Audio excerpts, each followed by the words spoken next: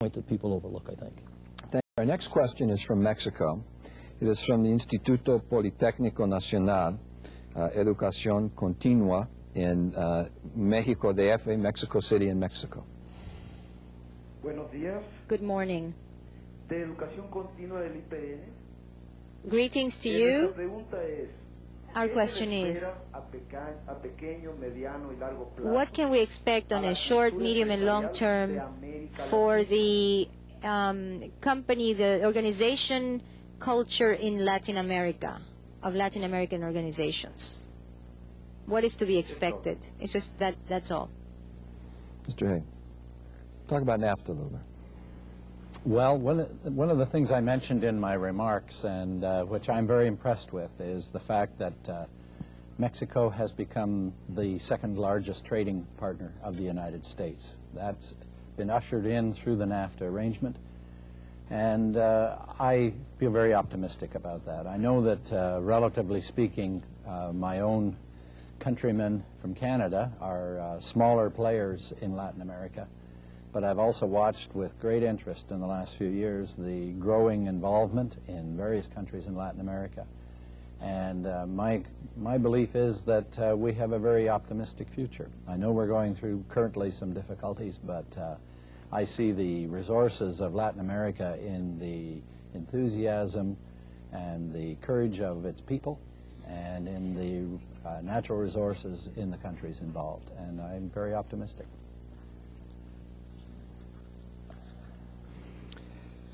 Thank you. Our next question is from Brazil. It's from the Servicio Nacional de Aprendizaje Comercial in Porto Alegre, in Rio Grande do Sul, in Brazil. Well, good afternoon. Brazil is now passing through a very difficult economic moment because of the crisis in the global markets. What kind of advice you would give for countries with the same problem to face this situation? Thank you very much. Mr. Haigh, Dr. Schlesinger, either of you like to comment on what a company in Brazil should be doing to weather the financial crisis that's beset them? I'm not sure. I don't think I have an answer for that one on the level of detail that we've got. Work harder. What can you say? Well, let me add that I think, you know, these are difficult times, and one of the things that every business person, I think, has to learn to do is you keep talking to yourself in the mirror and remember that no matter what it looks like on a day-to-day basis, you're going to get through this. Naturally, it's difficult. You have to pull in your ambitions a bit. You have to save money wherever you can. You have to become very smart about paying attention to what the ongoing developments are. I think it's very difficult to give an easy answer to this. Nobody can say that it's going to be a simple question, but I believe very strongly in not losing heart, in keeping your optimism going. You might want to try some creativity. In other words, you might look at places where you wouldn't normally look. Look for serendipity. Look for some opportunities that may not be quite obvious. I think that's an important venue to consider. Okay. Thank you. Our next question is from Mexico. It's from La Universidad Autónoma de Guadalajara, in the city of Guadalajara, in the state of Jalisco, in Mexico.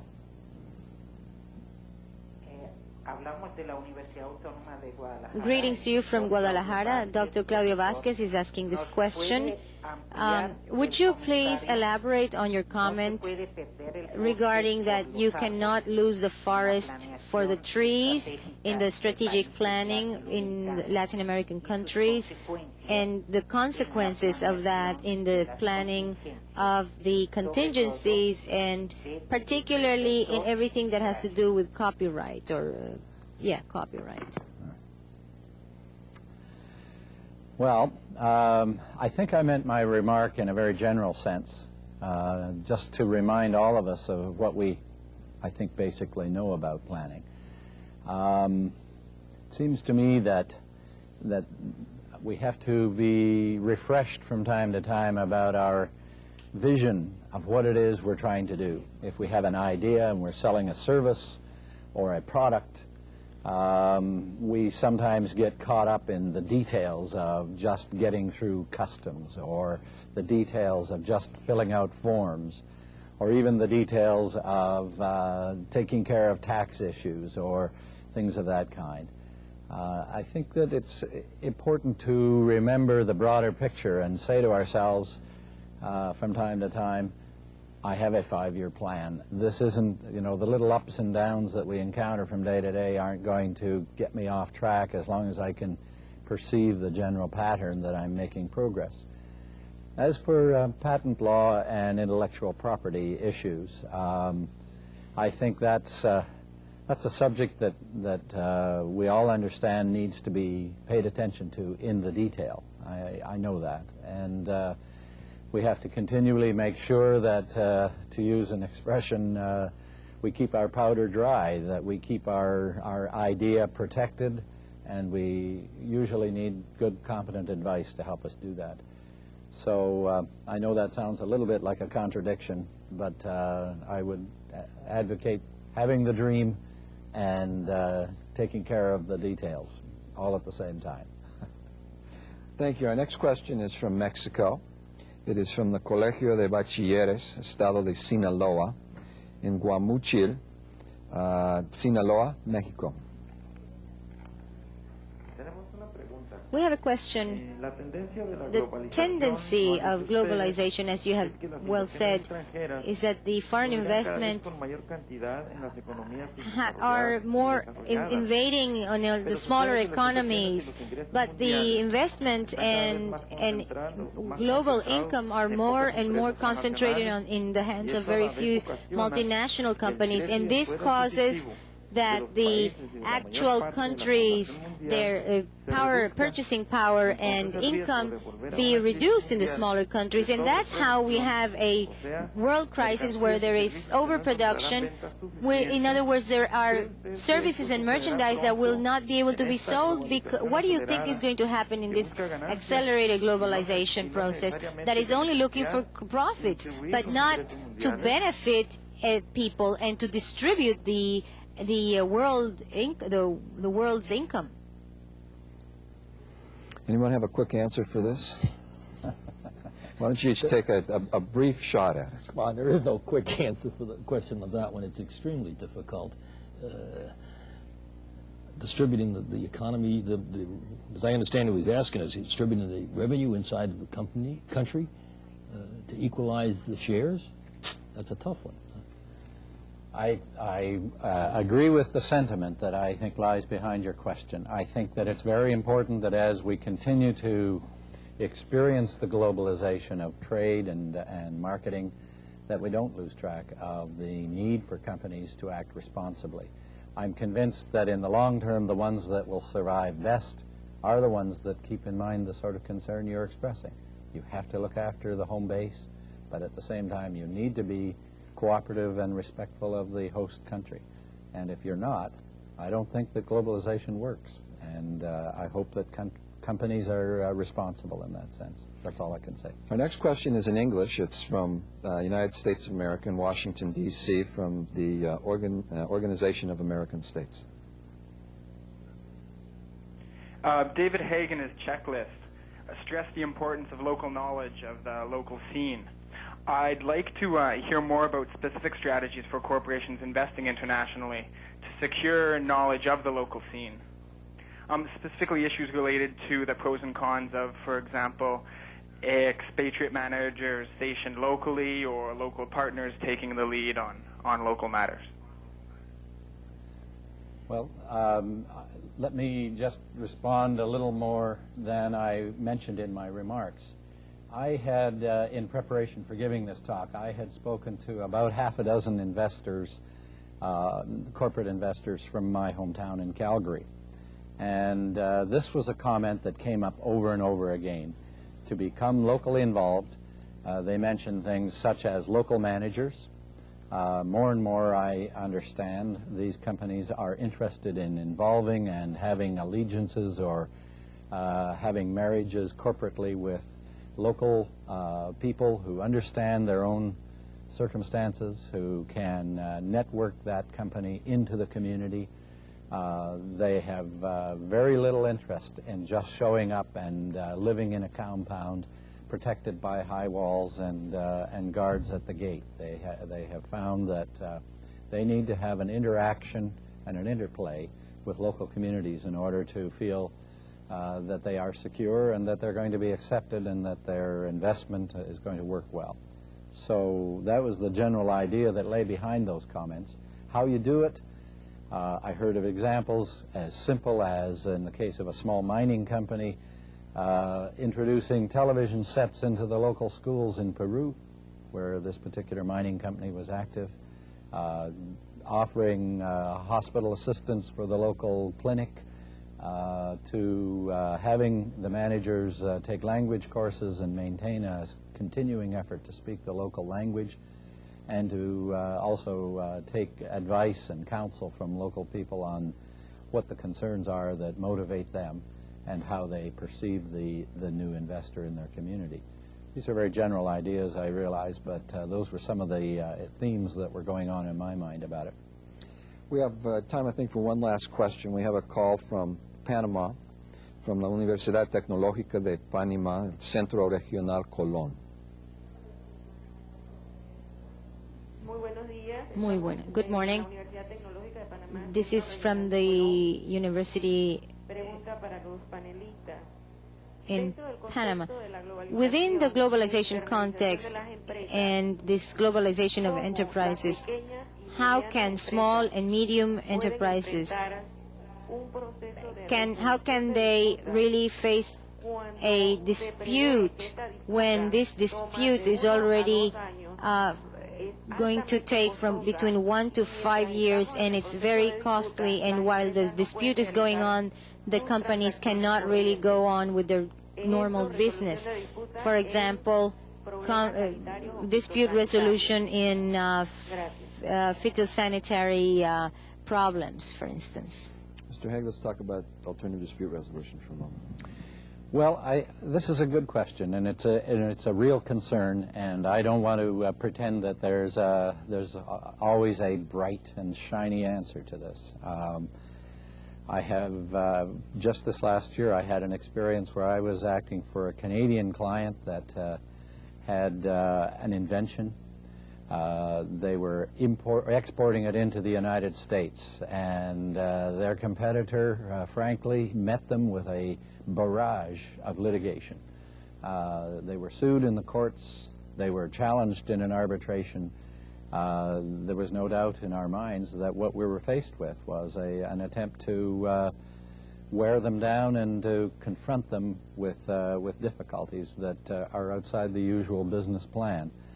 On the other hand, I can say that in that case, arbitration did work. The U.S. District Court judge, when he finally heard the applications that were being made, told the parties, go back to arbitration. That's what you agreed to do, so arbitrate your difficulties and get them resolved. We did get an arbitration panel named, and we got up to the eve of actually having a hearing, and although it was more expensive, I'm sure, than my client ever expected or wanted it to be, it did ultimately resolve the difficulty. They were free, finally, to go on with their business plan and carry on with their exporting to the United States. But it's not a completely good news story. It's expensive, it takes a lot of drive and commitment, and there's no easy answer about that. Thanks for your questions. Let us begin with Module 2, in which Dr. Schlesinger will discuss how to identify and take advantage of windows of opportunity in international startup operations.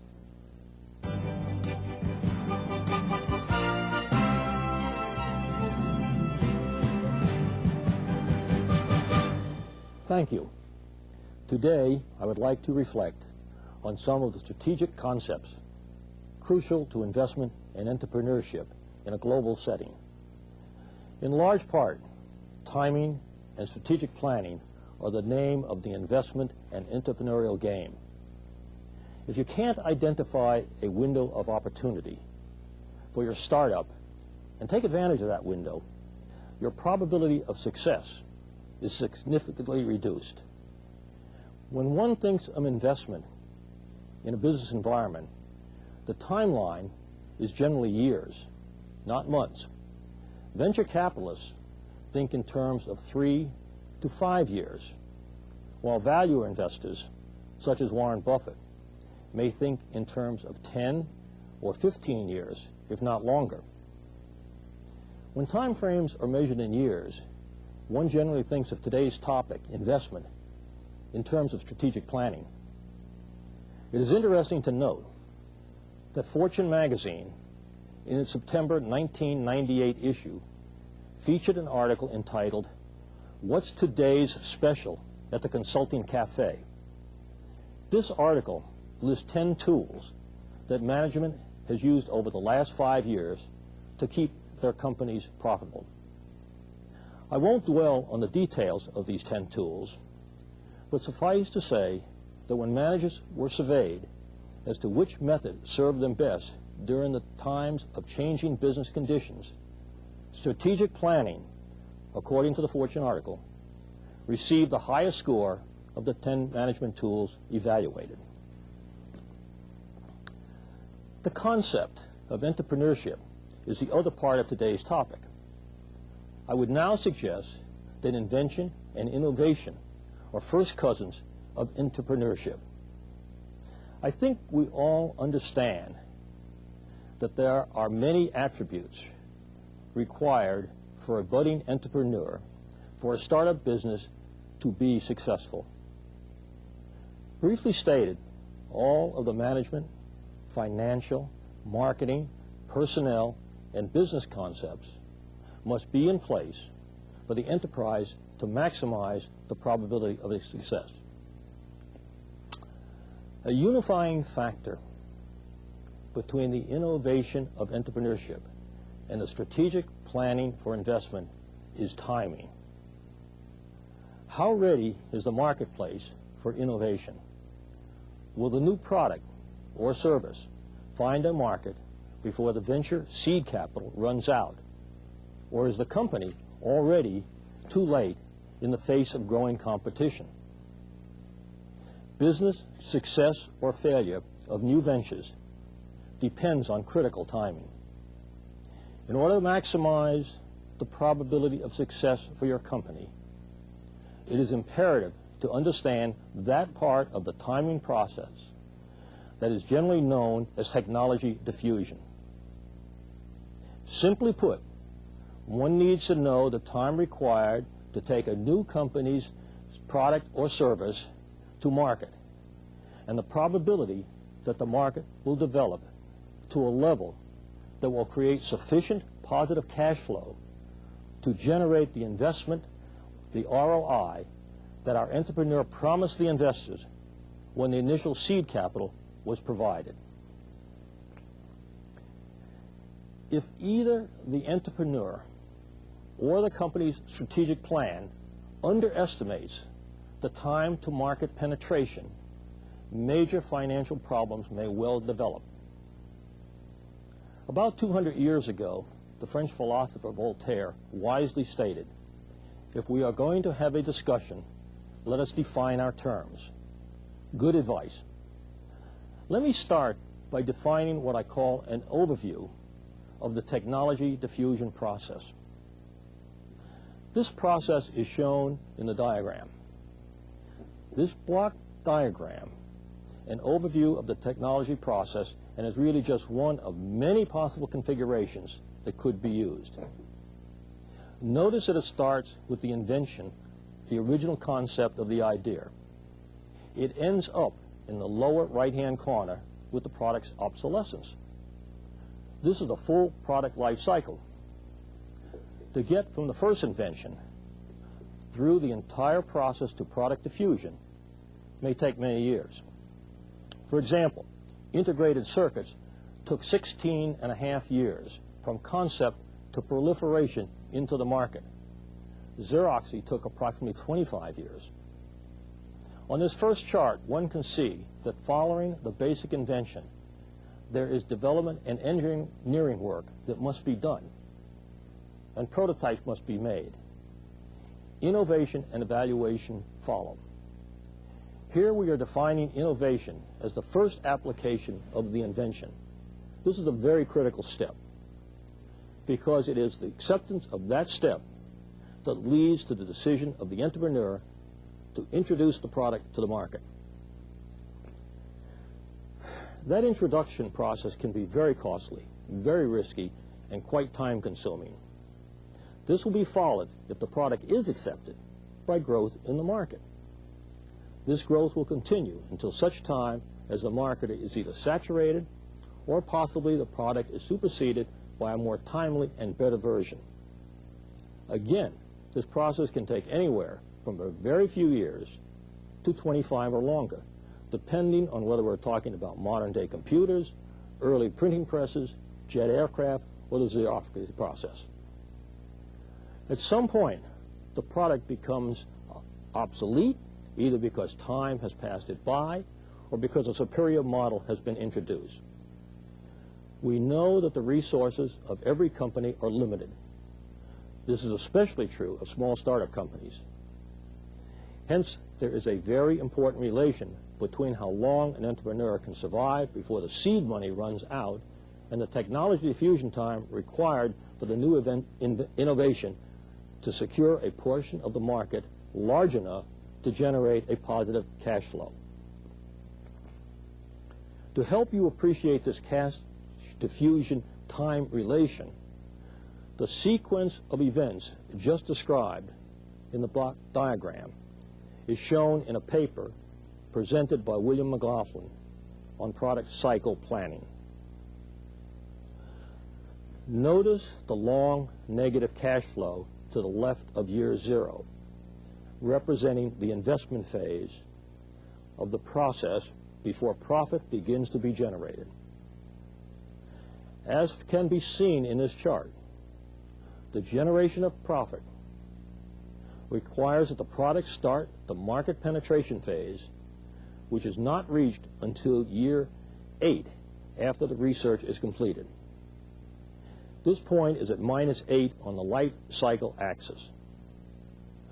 Notice that the required investment increases sharply at year -4.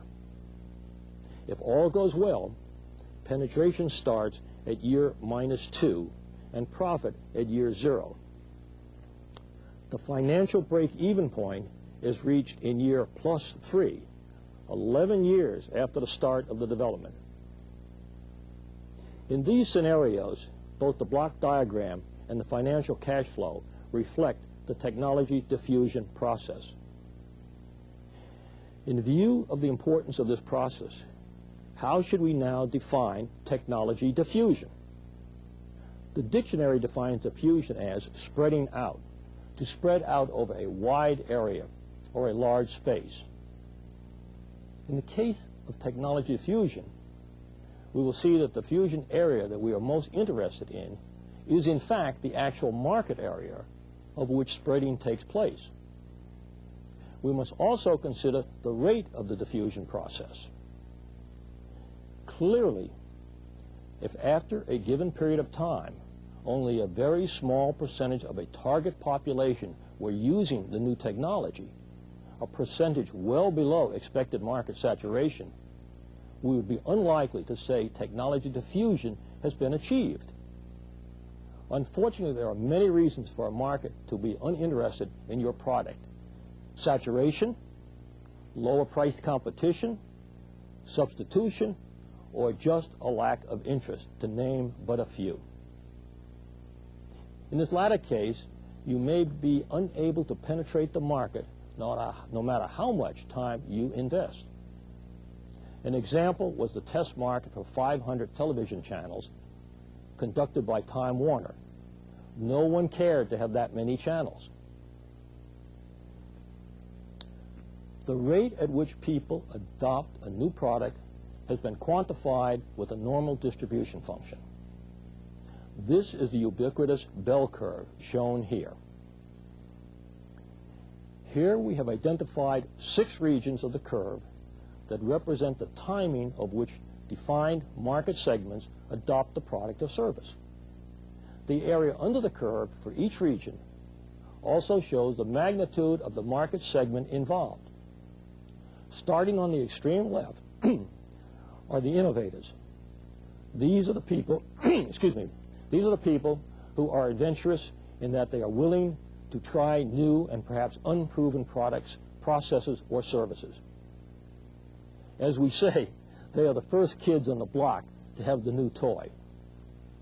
In this model, approximately 2% of the total population are defined as innovators. The second area represents the early adopters.